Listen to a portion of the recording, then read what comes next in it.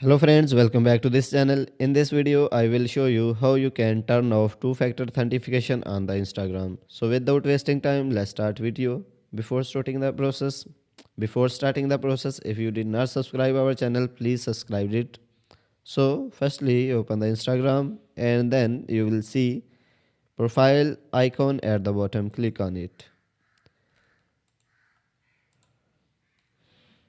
And then you will see three lines on top right. Click on it.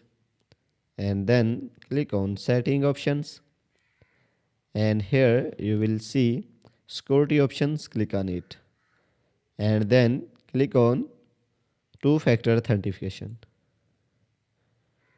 and click on text message and then turn it off. So you can see two-factor authentication. If you will click on turn off, then your two-factor authentication on the Instagram will be turned off. So in this way you can turn off two-factor authentication on the Instagram, and you will receive also a email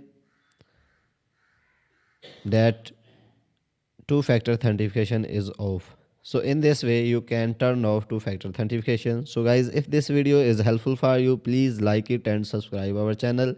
Thanks for watching.